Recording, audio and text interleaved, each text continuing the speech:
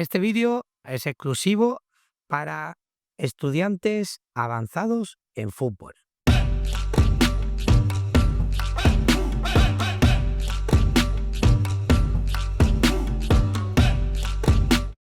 Estáis ante uno de los mejores vídeos donde podéis aprender fútbol profundo. Por eso es para estudiantes avanzados en fútbol.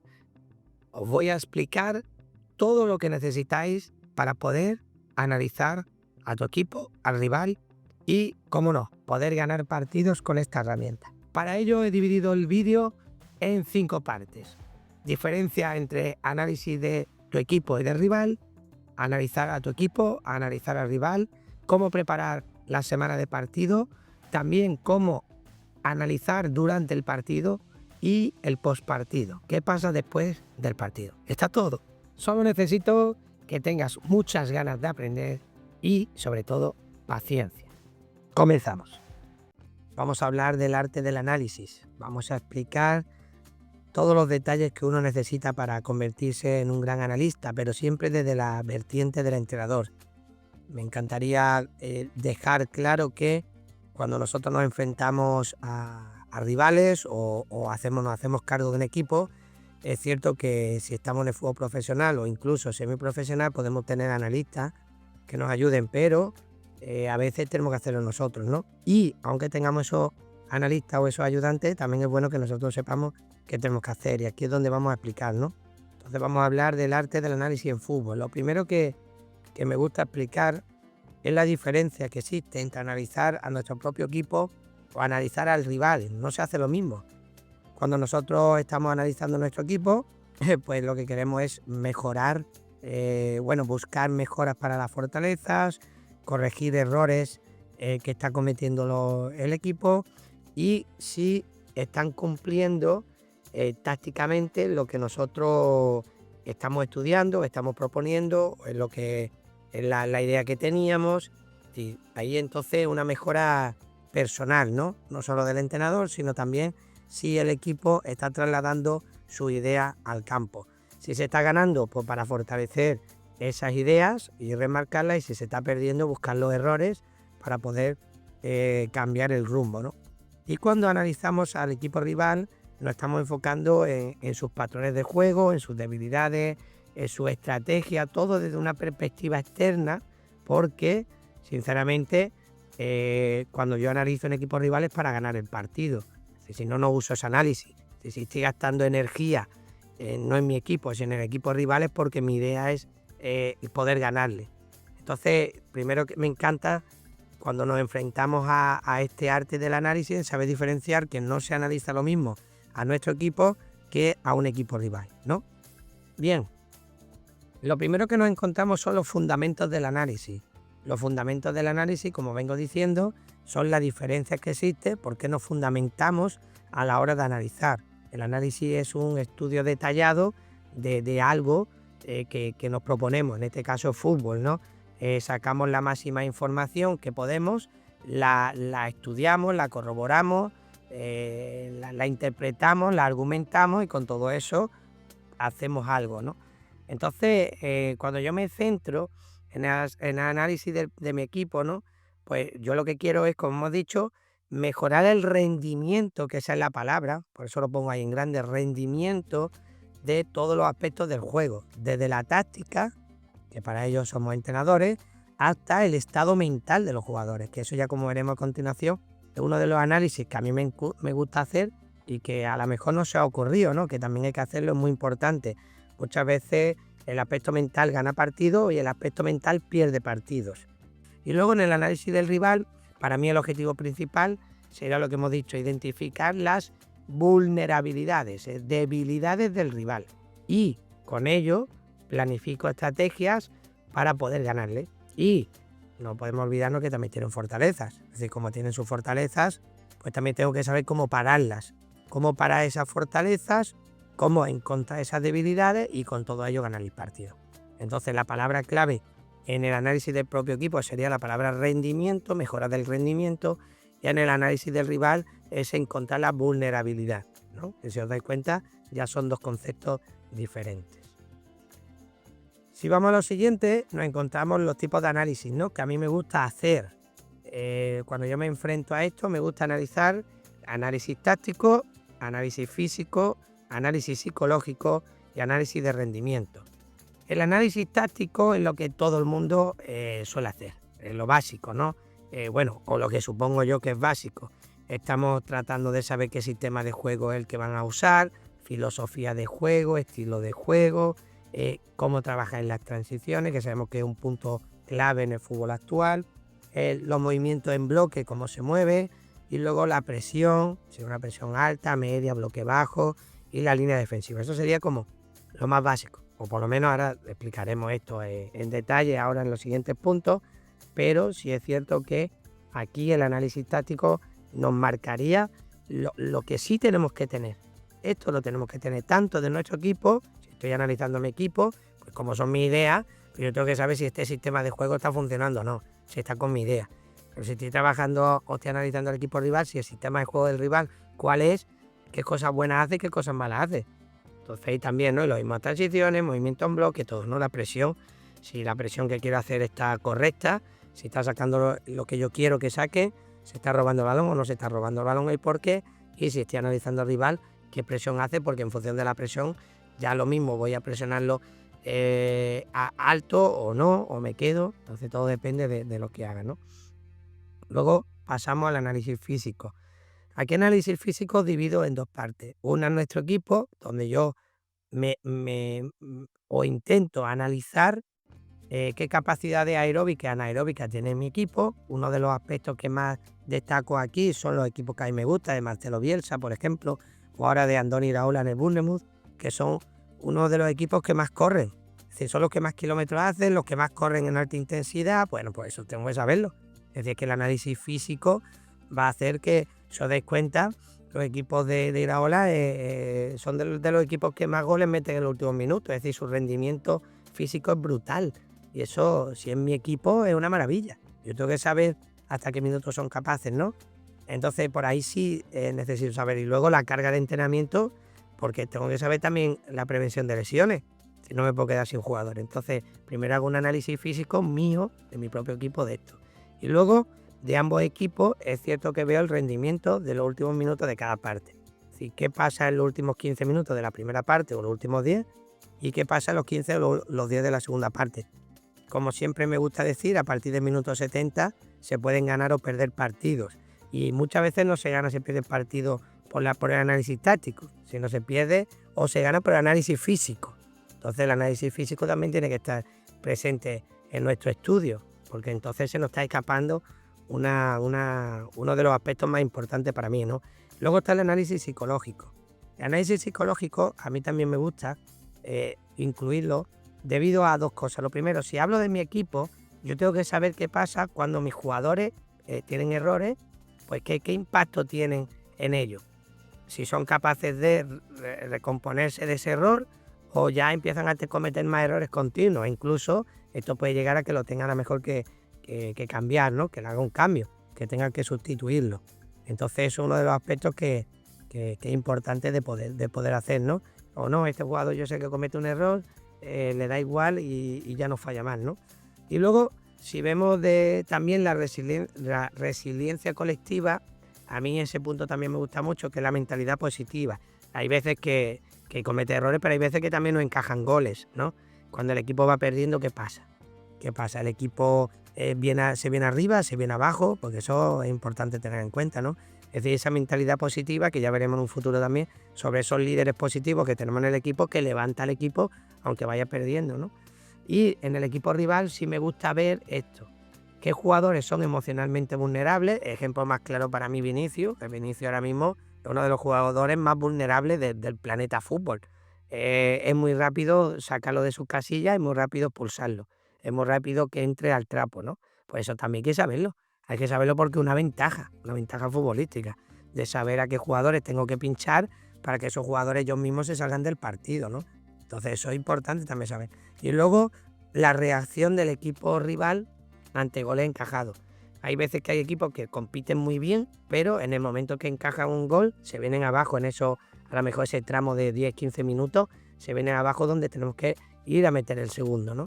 Y hay otros equipos que no, que encajan un gol y directamente no son vulnerables. Entonces, si nosotros lo sabemos, lo tenemos estudiado, lo tenemos analizado, pues son un punto a favor, ¿no? Nuestro. Entonces ese punto sí me gusta de tener. Y luego, en el análisis de rendimiento, sería, para mí es importante saber también unas claves de rendimiento, por ejemplo, tiros a puerta, posesión, recuperaciones. Yo tengo que saber tanto de mi equipo como del equipo rival ese tipo de análisis de rendimiento. Luego, la eficacia en las ABP, tanto ofensiva como defensiva. Entonces eso tiene otro estudio. ¿Qué rendimiento tiene? Pues este equipo, por ejemplo, el Arsenal de Mikel Arteta ahora en los córneres a favor es brutal. Es brutal el miedo que le tiene todos los equipos porque sabe que un córner a favor del Arsenal es medio gol. Medio gol. Entonces eso es un rendimiento brutal. O, como expliqué en uno de los cursos de un análisis de Marcelo Bielsa, es decir, era muy vulnerable en los córneres en contra. Es decir, un córner en contra con Bielsa perdió 18 puntos en córner en contra. Es decir, por eso es vulnerabilidad, los equipos rivales lo sabían. Entonces eso también que hay que tenerlo, porque si lo tenemos, eso es toda información que es valiosa para poder analizar a nuestro equipo, el equipo rival. Y aquí estamos explicando lo del arte del análisis. Aquí tenemos, sabemos que tenemos nuestro libro, es decir, que te lo explica más detalladamente, pero el arte del análisis es brutal, es otro mundo, ¿no? Y los entrenadores debemos también de conocer esto, ¿no? Y luego el rendimiento de diferentes escenarios. Cuando hablo de diferentes escenarios, porque no es lo mismo cuando un equipo juega de local o de visitante. Si solo tenemos que ver los equipos turcos. Los equipos turcos, cuando juegan de local, es brutal. Es decir, es que es muy difícil ganarle allí, en Turquía. Y luego ahora mejor salen fuera y parecen equipos muy vulnerables, muy fáciles de ganar, ¿no? Pues eso, por ejemplo, bueno saber. Y luego también qué pasa con equipos que cuando se enfrentan a equipos, a rivales superiores, y eso es una de las cosas que creo que el Atalanta ha mejorado, y lo tengo que decir.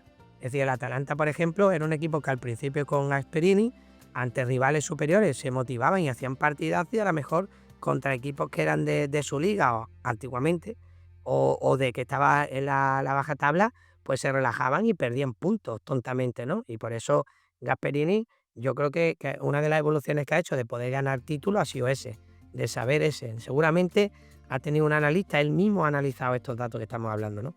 Y nos vamos a centrar en analizar a nuestro propio equipo. Como veníamos hablando en la primera parte, hay que saber diferenciar, analizar nuestro equipo que el equipo rival, ¿no? Entonces comenzamos explicando el análisis de nuestro propio equipo. Lo que tenemos que tener en cuenta a la hora de analizar son dos partes. Para mí, dos partes. Esto siempre desde mi punto de vista. Habrá muchos tipos de análisis. Ya he dicho que yo siempre lo hago desde el punto de vista del entrenador porque me considero entrenador, pero sé que tengo que dominar el análisis para poder ser mejor entrenador. Por eso estamos aquí haciendo este vídeo de aprendizaje. Y a mí me gusta diferenciar, por un lado, la evaluación individual y luego la colectiva. Si yo quiero saber qué jugadores tengo y luego también saber cómo funciona el equipo, ¿no? La palabra equipo, que para mí es importantísimo. Entonces, en esta evaluación individual, a mí me gusta detallar cada uno de los jugadores que yo tengo, qué fortalezas y qué debilidades tienen. La palabra debilidades la he puesto, pero que sepa que a mí no me gusta hablar de debilidades, sino a mí me gusta de mejoras. Si un jugador puede mejorar, ¿vale? O qué menos fortaleza tiene ahí, ¿no? Porque la palabra debilidad ya denota otro significado, ¿no? Entonces a mí me gusta saber qué puntos fuertes tiene mi jugador y qué puntos menos fuertes tiene mi jugador. Y con ello ya los conozco. Es decir, ya los conozco. Sabemos que si acabamos de llegar a un equipo, pues sería hacer una jornada de captación para poder coger esos equipos y en esa jornada de captación coger los mejores jugadores que se adapten a nuestra idea, pero si no, de esos jugadores que tenemos, vamos a intentar sacar el máximo rendimiento posible, ¿no? Y luego, otra de las cosas que me encanta es porque como yo ya llevo una idea de juego, una filosofía de juego, un sistema de juego, necesito saber cuáles son las posiciones, bueno, la posición o las posiciones óptimas que mi jugador va a poder desempeñar de manera espectacular, ¿no? Es decir, sabemos que una es la suya, pero también tenemos que saber dónde se puede desarrollar. Aquí el ejemplo claro, Guardiola, que hizo con Philipp Lahm, que era lateral, pero después sabía que también tenía otra función óptima, que era jugar en el centro del campo. Ha hecho también al contrario con Kimmich, que era centrocampista, lo puso de lateral. Y por ejemplo ahora Cook, que debido a las lesiones en el Bournemouth, Iraola se ha tenido que inventar ese lateral derecho. Cook, que era medio centro, está jugando lateral derecho y lo hace brutal. Seguramente es porque estos entrenadores han hecho lo que estamos hablando. Tienen un análisis de saber los jugadores en qué diferentes posiciones. Otro que tengo que destacar es Marcelo Bielsa con Calvin Phillips, porque era capaz de jugar también de líbero. Entonces jugaba de medio centro y de líbero. Cuando necesitaba defensa de 3, así durante el partido se ponía Calvin Phillips, salida de balón y para defender, pero después jugaba más como centrocampista. Entonces ese tipo de aspectos es importante que uno lo conozcamos, ¿no? Entonces ese análisis que tenemos que hacer de nuestro equipo es clave, ¿no? Saber eso. Hay muchísimas más detalles, pero bueno, está claro que eso con esto iríamos contentos, y el que quiera pues ya sabemos que puede avanzar buscando otro tipo de material que tenemos en base al libro. Luego está la evaluación colectiva, el equipo. En el equipo a mí me gusta centrarme en 3 aspectos. La primera, el análisis táctico, que hemos dicho, qué filosofía de juego vamos a llevar y qué estilo de juego, y ahí es importante saber los jugadores cómo se acoplan para sacar el máximo rendimiento posible, es decir, que tenemos que analizar esas características, cualidades de cada uno de ellos para que se ensamble y crear esa tela de araña para que el equipo sea brutal. Luego tenemos el sistema de juego, que ya sabemos que tenemos que saber con qué sistema vamos a jugar, o si también independientemente vamos a tener uno en ataque o uno en defensa, eso también es importante. Y el tema de la mentalidad. La mentalidad para mí, fijaos que lo he puesto como un punto también a analizar, que es la competitividad del equipo, es decir, ese gen competitivo que tenemos que desarrollar a través de las sesiones de entrenamiento, de las charlas, de los partidos, de todo lo que conlleva nuestro trabajo. Y también esa competitividad mejora si nosotros somos capaces de hacerle visionado de vídeos cortitos a cada jugador y esas charlas individuales para que el jugador vea dónde puede mejorar al competir, ¿no? Puede mejorar incluso por líneas y de manera colectiva para que el equipo sepa cómo al final, si se unen entre ellos, son mucho más fuertes. Y luego los líderes positivos. He puesto la palabra líderes positivos porque es importante que desde el principio nosotros sepamos cuáles son los positivos. Por los negativos ya no lo he puesto ni aquí, porque si vosotros sabéis que tenéis líderes negativos, echadlos, quitároslos del plantel. ¿Por qué? Pues porque al final os van a pudrir el equipo entero. Entonces ya directamente yo ni lo pongo en el análisis. Yo lo que hago es perder mi tiempo y el de mis compañeros, mi cuerpo técnico, en buscar esos líderes positivos. Si somos capaces de encontrar más de uno, pues bien. A mí me encantaría y me gusta siempre encontrar un líder positivo por líneas. Si tenemos un portero que es líder positivo, brutal, porque él mismo va a estar ya motivado para los partidos. Pues si somos capaces de tener también un defensa, tenemos un centrocampista y un delantero, es decir, tener un líder positivo en cada línea hace que el equipo vaya más. Entonces, importante de ese análisis del equipo, donde ya sabéis que si somos capaces de sacar el máximo rendimiento, que era la palabra clave, la palabra rendimiento, a tu propio equipo, va a hacer que compita mejor y que estemos mejor preparados para la que se nos avecina, ¿no? Y ahora nos vamos a centrar, dentro de el arte del análisis en fútbol, nos vamos a centrar en el análisis del rival, es decir, la otra parte. Ya hemos dicho que cuando hablamos del rival, para mí, no se analiza de la misma manera que nuestro equipo. Dentro del análisis del rival tenemos que tener en cuenta, desde mi punto de vista, como siempre digo, de este punto de vista entrenador, tenemos primero analizar el contexto, es decir, ese rival dónde está, ¿no? Qué liga, en qué estamos jugando, cuál es su historia. Luego analizar al rival en cuestión, es decir, si está jugando en casa, si está jugando fuera, si en casa qué aspectos tiene, qué suele pasar a lo largo de la historia en nuestros enfrentamientos. Y por último, analizar el entrenador, es decir, qué ideas tiene, si está la unión de ese entrenador con su equipo o no, porque hay veces que el entrenador puede tener una idea y el equipo no, y se ve entrenadores que están ya como diciendo, el próximo partido que pierda me echan, ¿no? Ese tipo de cosas también es bueno analizarlo. Así que nerviosismo tiene el entrenador, porque es un entrenador que viene con una seguridad de estar en el equipo, le da igual una derrota, esa seguridad que tiene de no tener miedo a perder, ¿no? Hay otros entrenadores que tienen miedo a perder.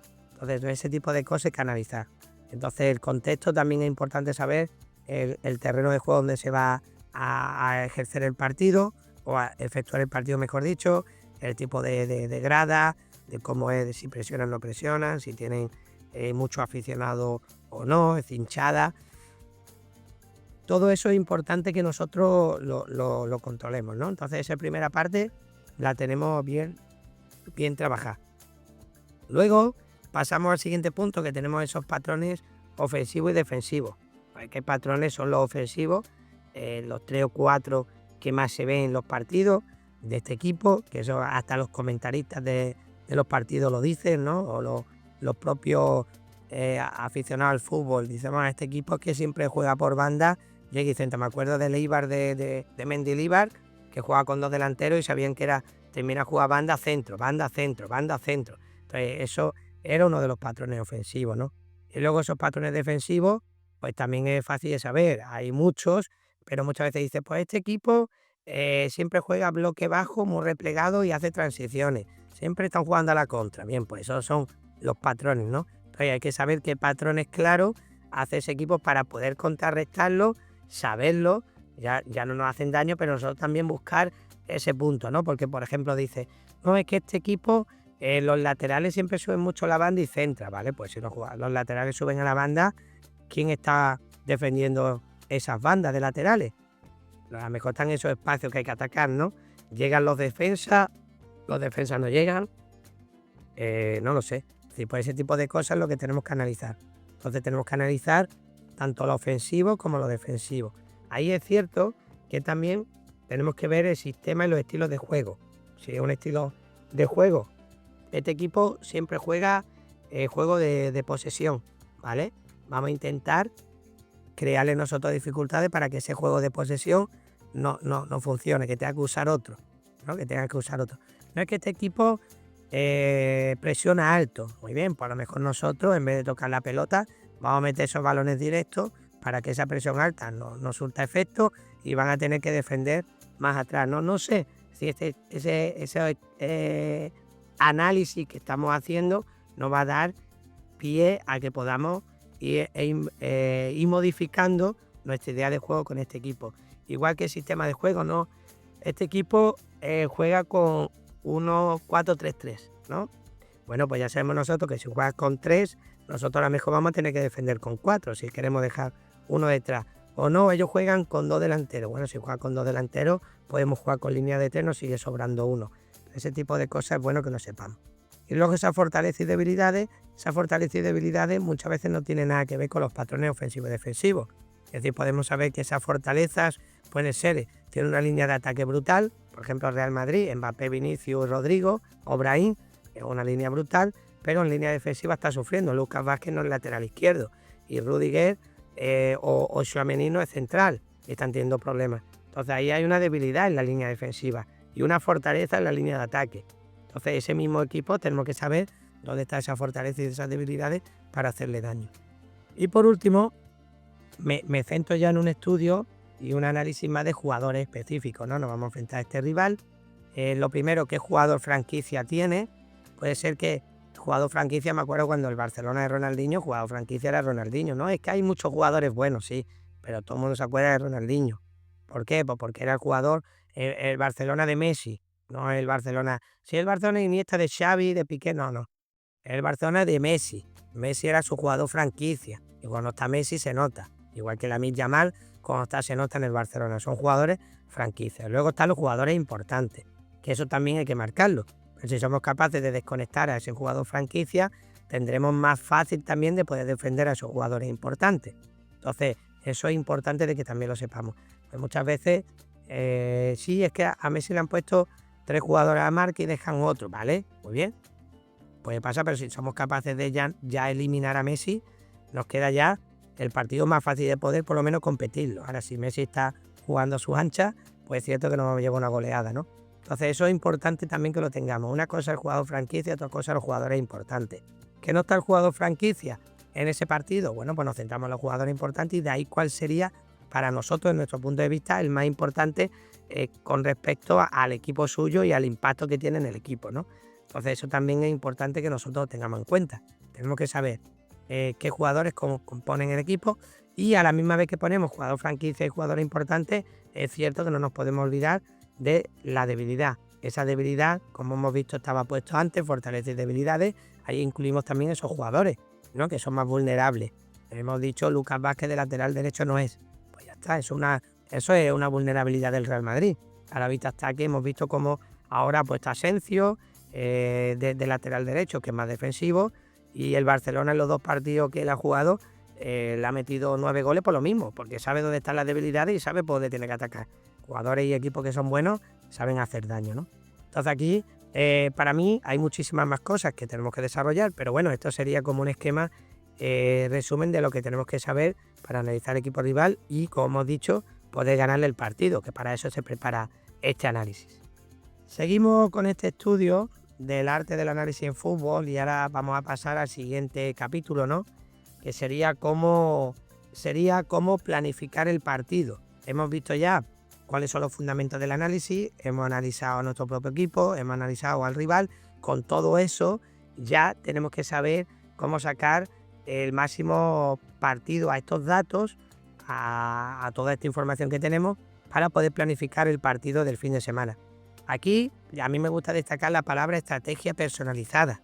¿Por qué? Porque cada partido es una batalla, es una partida de ajedrez. Es decir, es cierto que vamos a coger cositas de un partido para otro, sí, pero cada partido es distinto. A ti te ha podido salir algo bien porque te ha servido para un partido, para el otro no. ¿Por qué? Pues los rivales son diferentes, ¿vale? Entonces, el rival, el contexto, el día de la semana, la lluvia, la climatología, como hemos dicho, es decir, todo es diferente. Entonces, planificar el partido. Aquí tenemos la estrategia personalizada. Y yo destaco siempre también en 2. Vuelvo a repetir desde mi punto de vista, desde mi análisis como entrenador y de cosas que tenemos que tener en cuenta. Lo primero son los objetivos específicos para ese partido.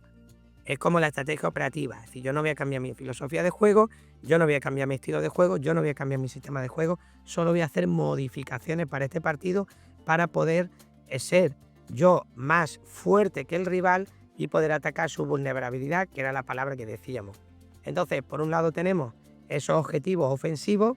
¿Cómo voy a atacar a este rival? Voy a atacarle de esta manera. ¿Por qué? Porque sé que yo voy a salir ganando en esto y el rival va a sufrir. Luego a la misma vez también voy a trabajar los defensivos. ¿Cómo voy a trabajar para que el rival no me haga daño y yo pueda controlar el partido desde esta parte defensiva? Desde esta fase defensiva yo también voy a controlar el partido. ¿Por qué? Porque yo ahora voy a defender en mi área porque yo quiero. Porque yo ahora voy a ir a hacer una presión alta porque yo quiero. Y eso va a hacer que el rival esté condicionado. A lo mejor yo le voy a hacer esa presión alta para que el rival pegue balonazos, despeje, cosa que no hace nunca, pero gracias a mí lo he provocado. O lo contrario, no le voy a dejar espacio. El rival quiere que yo le deje 80 metros para que corra. No, pues ahora le voy a dejar 15 o 20 metros para que corra. Y van a tener que jugar diferente. Entonces esos son los objetivos específicos para ese partido. Si yo tengo que adelantarme a lo que va a ocurrir. Si soy capaz de adelantarme a lo que va a ocurrir, no solo estoy superando o mejorando mi rendimiento de mi equipo, que era la palabra que explicamos en el primer capítulo, sino también estoy atacando la vulnerabilidad del rival. Estoy condicionando. Y por último, las transiciones. Muy importante, porque a veces a lo mejor, pues en este partido me toca trabajar, aunque no sea mi fuerte, pero a lo mejor tengo que atacar las transiciones.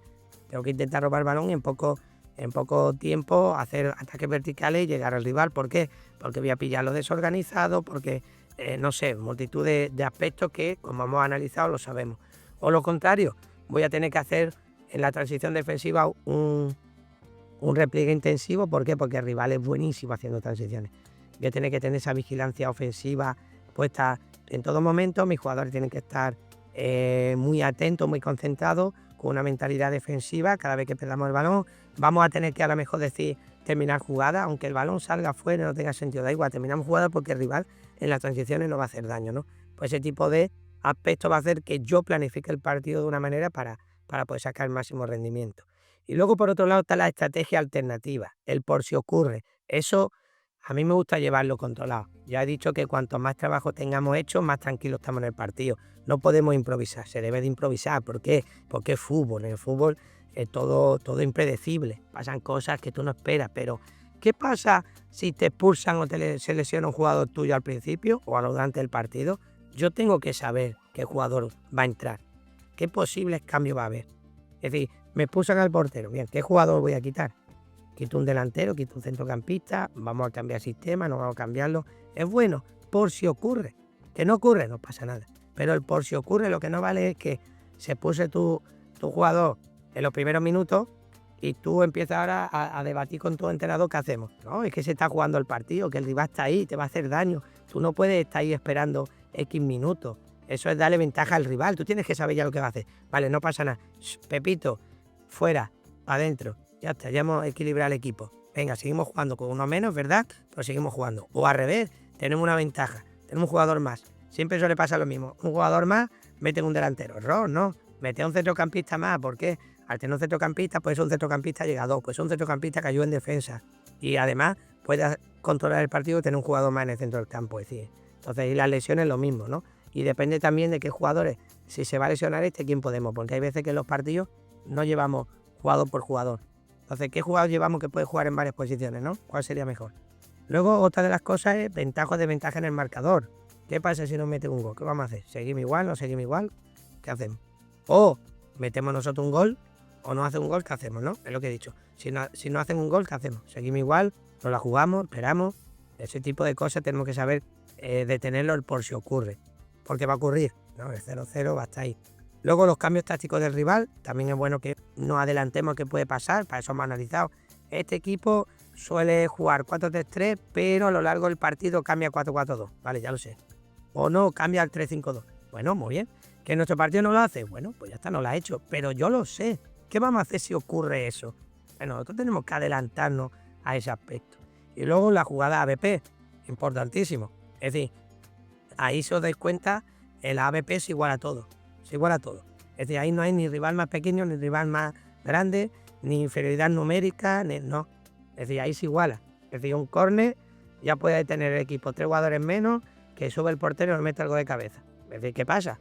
Esta vez hemos visto al final del partido el portero subiendo y metiendo un gol de cabeza, ¿no? Pues entonces eso hay que controlarlo, ¿no? Hay que saber, hay que planificar el partido. De hecho, cada partido hay porteros como Palop, que subía a rematar los córneres, y hay otros porteros que no van a subir nunca. Vale, muy bien, pues hay que saberlo también. Es decir, no pasa nada por tener esa línea apuntada. Por si ocurre. ¿Que no ocurre? No pasa nada.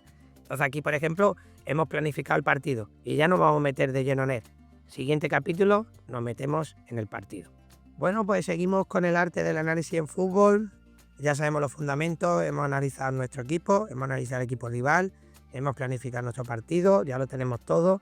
Y ahora nos toca algo que a la gente se le olvida. Esto seguramente, no sé si lo habéis visto, nosotros seguramente seremos pioneros en ello y yo de verdad me alegro de que Fútbol Secret explique este capítulo que vamos a hacer hoy, que es el análisis real durante el partido. Si una de las cosas que un entrenador se diferencia de otros es en esto, en ser proactivo y reactivo en el partido. Nosotros tenemos que ir analizando lo que está ocurriendo y a partir de ahí ir tomando decisiones. Entonces, lo primero que tenemos que hacer es un repaso antes de que comience el partido. Con nuestros jugadores repasamos pues, los aspectos que son reseñables. Ya sabemos que esas charlas tienen que ser muy pequeñas, muy cortas. Los jugadores están pensando en jugar, no en escucharte. Pero bueno, ya lo hemos trabajado durante la semana, son las X cositas y empezamos. Entonces, primera parte, tú tienes que controlar los primeros 15 minutos. ¿Qué está pasando? ¿Qué ha ocurrido? ¿Estamos ya bien? ¿Estamos mal? ¿No hemos entrado? Es decir, en los primeros minutos hemos entrado frío. ¿Qué ha pasado? ¿No? Eso también se analiza, ¿no? En directo. Y nosotros, si tenemos que hacer cambios, se hace. Hay veces que no en los primeros 15 minutos de partido, pero sí podemos ver en la siguiente tramo, de 15 a 35, que hay entrenadores que cambian jugadores. No pasa nada. Es que yo eso lo veo algo normal. Hay gente que lo vea normal. Un entrenador se puede equivocar, sí, es que el rival también juega. Nosotros tenemos persona idea, el rival lo está haciendo bien, pues nosotros tenemos que modificar para que el equipo no sufra y su rendimiento sea alto. O lo contrario, también tú puedes ver esa vulnerabilidad en el equipo rival y hacer cambios para hacer más daño. A lo mejor quito a algún defensa y meto un centrocampista más, porque he visto que a lo mejor con un defensa menos, línea de 4 a línea de 3 voy bien y meto un centrocampista más que es donde lo necesito, ¿no? Entonces eso puede pasar, o pasar de un delantero a 2 delanteros, o de 2 delanteros jugar con extremos a 3 delanteros. Entonces eso es importante. Y luego lo último, del 35 al 45 de la primera parte. Ahí, por ejemplo, me gusta analizarlo porque a partir del minuto 0 hasta el 25 más o menos, aunque no esté puesta ahí, os lo digo, suele estar todo muy igualado. Las fuerzas están igualadas, todos los equipos están frescos, las líneas están muy juntitas, todo está perfecto. Son partidos casi siempre de 0-0, muy bonito. Hay algunos aspectos que puede pasar porque están individualidades, están los errores en el fútbol, están las jugadas, las acciones a balón parado, hay muchos aspectos, ¿no? Pero si no, normalmente es 0-0. ¿Qué pasa? A partir del minuto 25-30 empieza a entrar la fatiga. Cuando entra la fatiga, empieza a llegar tarde a las coberturas, la línea ya no está bien, ese fuera de juego ya no llega, tal. Ahí es donde empieza a verse las diferencias, ¿no? Y en los últimos 10 minutos de la primera parte siempre suele haber goles y suelen pasar cosas, muchas cosas. Y nosotros tenemos que tener ese control de qué pasa en esos minutos, ¿no? Entonces nosotros debemos de dominar. Llegamos al descanso, en el descanso es cierto que tenemos que dar unas indicaciones hasta con nuestros ayudantes analistas que hemos visto, si estamos llegando o no estamos llegando, qué está pasando, qué estamos haciendo bien, lo reforzamos, qué estamos haciendo mal, lo cambiamos. También se me ha olvidado decir que en la primera parte puede pasar que también haya jugadores que estén nerviosos y a lo mejor hay que hablar con ellos, o incluso si hay que cambiarlo se cambia, porque antes está el partido que es la individualidad, ¿no? El equipo está por delante, está esa afición, esta institución que nosotros estamos defendiendo y eso está por encima de cualquier aspecto, ¿no? Empezamos la segunda parte, hay que mirar cómo ha empezado el partido, del 45 al 60 lo mismo, se está estudiando, bueno, los rivales que van perdiendo o los equipos que van perdiendo intentan ahí subir el nivel, los que están ganando esperan a ver qué pasa. A partir del 60-80, yo siempre digo que a partir del minuto 70 se rompen los partidos, ahí ya aparecen todas las cosas que no se puedan controlar, debido también a que entran las sustituciones, que otro de los aspectos que hemos dicho que tenemos que controlar, qué cambios suele hacer el equipo, tanto táctico como de jugadores, todo eso te ayuda a que cuando pase en el partido, ese análisis real que tú estás haciendo te sirva, ¿no? Porque, por ejemplo, si ya sabemos en la banda que está calentando un delantero, y mira, ya va a poner al segundo delantero para meter balones largos. Venga, rápido, ¿qué hacemos? ¿Qué nos tocaba aquí hacer, no? Y ya te vas adelantando.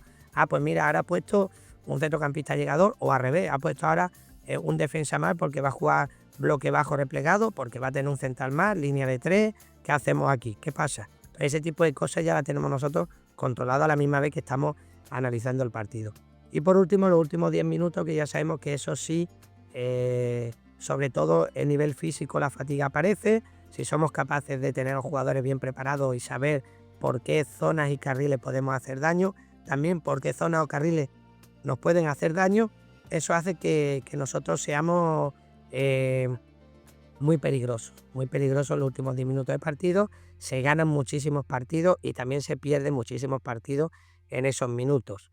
Entonces cualquier acción a balón parado, cualquier ya no vuelve esa transición, ya no llega a los jugadores por físico. Aquí ya no ha habido esa concentración, se ha ido y ya ha dejado espacio y nos ha cerrado bien la defensa. Todo este tipo de aspectos que nosotros, si podemos tenerlo adelantado, pues ya sabemos lo que tenemos que hacer, ¿no? Entonces ese análisis real es importante. Acabamos de ver que ya el lateral del equipo rival está con los gemelos en el cogote, como se suele decir, y no tienen cambio. Bien, pues hay que abusar de jugar en esa banda hasta tu delantero que caiga a banda. El portero está tocado, ¿no? Tiene un poco de lesión o no, o está muy indeciso. En la última salida se le escapan los balones, está nervioso, pues vamos a disparar más, tal. Entonces, esos aspectos podemos nosotros ir modificando y haciendo, ¿no? Y para ello también, por eso he puesto, tenemos las sustituciones. A veces nosotros tenemos que saber en qué minutos podemos meter a un jugador fresco que puede hacer la diferencia, ¿no? La diferencia en el partido. Muchas veces los partidos lo ganan los suplentes, no lo ganan los titulares. Y eso lo digo y lo vuelvo a reiterar, muchas veces, no algunas, no, muchas veces los partidos los ganan los suplentes. ¿Por qué? Pues porque los otros te han hecho un trabajo para que el suplente lo termine. Entonces eso es importante que nosotros también lo tengamos en cuenta. Importante y análisis real durante el partido. Si tú dominas esto, que sepas que tienes un futuro brutal como entrenador. Sí, eso nadie lo va a cuestionar, os lo digo. Bueno, pues siguiendo con estos capítulos que estamos haciendo sobre el arte del análisis en fútbol, vamos a proseguir ahora pues post partido. Ha terminado el partido, pero todavía sigue nuestro análisis. No podemos dejarlo inacabado, ¿no? Entonces, vamos a pasar a este análisis post partido. Aquí me gusta a mí, siempre lo digo, aunque sea muy repetitivo desde mi punto de vista, desde el punto de vista del entrenador. Ya sabemos que tenemos analistas que lo harán de alguna manera, yo creo que esto también tiene que estar. Pero bueno, desde el punto de vista de entrenador, está primero el rendimiento de nuestro equipo. Me voy a centrar en nuestro equipo. Pero no solo me voy a centrar en lo colectivo, sino también por líneas y en lo individual. Hay veces que en el colectivo hemos estado muy bien, pero una de las líneas no ha estado todo lo bien que a mí me gusta, o al contrario. Es decir, no ha estado muy bien el equipo, pero ha habido una línea, por ejemplo, la línea defensiva, esa defensa han estado brutal, han hecho que aguante el resultado gracias a ellos, con esa línea defensiva y el portero, por ejemplo, o no, o a veces no hemos estado muy bien defensivamente, pero el equipo atacando está muy bien, esa línea de ataque, y hemos ganado, aunque no han metido 4 goles, hemos metido 5, cosa que pasó el Barcelona con el Benfica. Un partido donde estuvo mejor las líneas y el fútbol individual que con respecto a lo colectivo, ¿no? Entonces a veces eso es importante. Y el individual también. Hay veces que hay jugadores que el partido ha salido mal, pero hay jugadores que están salvables, son de notable alto. A lo mejor el portero no ha salvado de una goleada o de poder ganar el partido 1-0. No hemos estado gris, pero el portero ha estado mayúsculo, o a lo mejor nuestro delantero ha cogido 3 y ha metido 2. Y tú dices, wow, es que hoy ha estado brutal, ¿no? O ese medio centro que ha hecho el equilibrio. Bueno, entonces ya sabéis que ese rendimiento de nuestro equipo es importante que lo tengamos en cuenta. Luego también es importante anotar qué hicimos bien durante el partido, todas las cosas que hemos hecho bien. ¿Para qué? Para reforzarlas, para poder seguir entrenando y mejorando esos aspectos, para darle identidad al equipo y qué cosas hay que mejorar. Siempre hay cosas que mejorar, siempre, da igual que se gane o que se pierda, siempre se aprende, hay un aprendizaje. Entonces esas cosas que hay que mejorar, hay también que anotarlas y también hay que trabajarlas en las sesiones de entrenamiento. E incluso esto que hicimos bien, que hay que mejorar, a mí también me gusta resaltar que se tienen que hacer en estas fichas que hacemos por equipos, porque la próxima vez que nos encontremos con este equipo seguramente tenemos que tener en cuenta estas dos cosas: que se hizo bien y que hay que mejorar. Que se hizo bien porque le hizo daño al rival y que hay que mejorar porque el rival no hizo daño y debido a eso a lo mejor perdimos, o a lo mejor empatamos, o a lo mejor ganamos, pero eso no lo hicimos bien. Entonces ese aspecto hay que tenerlo en cuenta. Y luego esos datos, todos esos datos de análisis que hemos hecho, es importante para preparar la semana de entrenamiento y la semana del próximo partido. Si ya sabemos que esto siempre es un continuo y no para. Hayamos ganado, hayamos perdido, domingo por la noche ya se está pensando en la siguiente semana, ¿vale? Entonces no para. El análisis por partido es una de las reflexiones más importantes que tenemos que tener. Tenemos que ser muy escuetos, muy concretos, porque eso es lo que nos va a dar la facilidad de poder conectar con una siguiente semana. Cuando habla uno de equipos que son victoriosos, que siempre van ganando, que tienen esa línea de ganar o esa línea de perder, yo creo que mucho tiene que ver con esto. ¿Qué pasa los domingos por la noche después de hacer esa reflexión de lo que hemos visto para que no pase en el próximo partido? Lo bonito que tiene el fútbol, que a veces a los 3 días ya nadie se acuerda del último partido, con lo que se puede cambiar esa racha buena, seguir siendo buena, o la mala para cambiar la buena, y si no a los 3 días, a la semana, a los 5 o 6 días tenemos otro. Entonces eso hace que el fútbol sea tan bonito por esto, porque no acaba ahí. Luego, para cómo analizar un partido de fútbol, porque es cierto que dice uno, bueno, pues yo me voy a poner ahora a ver el partido que ha pasado, ¿no? Entonces podemos ver dos cosas. Uno, ver nuestro partido. A mí me gusta hacer las dos cosas: ver nuestro partido de nuevo para ver qué ha pasado y analizar a nuestro siguiente rival, ver el partido del siguiente rival. Es cierto que a lo largo de la semana veo también nuestro partido si se ha enfrentado a ese rival antes, y veo también al rival que se ha enfrentado o a nosotros o a un equipo que se ha parecido a nosotros. Entonces eso sí es verdad que lo dejamos ahí. Entonces lo primero que hago es analizar el sistema de juego y el once inicial, veo cómo juegan, y también observo el banquillo. Eso sí, estoy analizando al siguiente rival, ¿no? Luego también veo las fases del juego y las zonas del campo, esa fase del juego: ofensiva, defensiva, transiciones, y la zona del campo de cómo la distribuye. ¿Qué pasa? ¿Dónde está el foco? Es decir, ¿qué pasa? ¿Dónde está el balón? ¿Qué está ocurriendo? Ahí donde está el balón. Y dónde no está el balón. También qué pasa donde no está el balón. Porque a lo mejor hay jugadores que ya están preparados para la transición, y eso también es bueno que lo sepamos, ¿no? Luego, hablando de esa estrategia operativa o esos patrones repetitivos, tengo que ver también si han hecho algo diferente para ese partido contra ese rival, porque lo mismo, si hemos parecido a nosotros, nos lo va a hacer a nosotros también. O si jugó contra nosotros un partido, pues si ya hizo algo anormal, por ejemplo, es una de las cosas que siempre me gusta, cómo incluyó Guardiola ese juego de posición y posesión, pero Ederson también juega directamente largo a Haaland, ¿no? Entonces ahí eso es una estrategia operativa, es decir, con este rival sabe que la defensa está muy adelantada, entonces ahí puede hacer ese tipo de juego, ¿no? Entonces, si yo soy el equipo al que me ha hecho esto, pues tengo que saber que cuando me enfrenta a Guardiola me lo puedo hacer otra vez, ¿no? Entonces eso hay que tenerlo en cuenta. Y luego esos patrones repetitivos, ¿no? Esos patrones que suele hacer. Luego el análisis individual de los jugadores, no solo de los titulares, también tenemos que ver esos suplentes que ha entrado, pues podemos analizarlo también. Luego reanalizar los detalles. Para mí, reanalizar en detalle las acciones llamativas, por ejemplo, ¿no? Si vemos que ha habido algunas jugadas que están muy claras, me gusta volver a analizar el por qué ha ocurrido eso, o si le han hecho peligro. Imagínate que le han hecho peligro de una manera, eso vuelva a ver por qué esta jugada sí le hizo peligro, qué ha pasado. Entonces me voy y analizo qué ha pasado, qué movimiento han hecho los jugadores para que puedan hacerle peligro en esa acción. ¿Para qué? Para yo hacérsela también al rival si puedo, ¿no?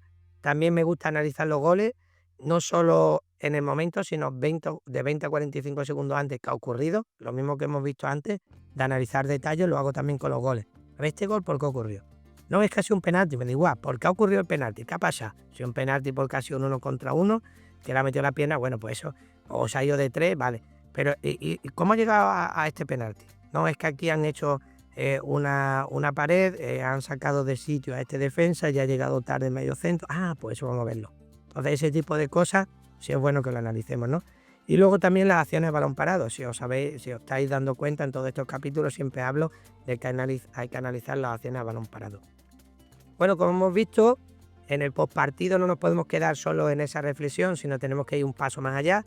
Tenemos que analizar un partido de fútbol de nuestro equipo o del rival, o el partido que nos ha enfrentado a ellos. ¿Por qué? Porque ahí podemos sacar mucho más información que nos va a servir para ser mucho más fuertes. Nos vemos en el siguiente vídeo de Football Secrets.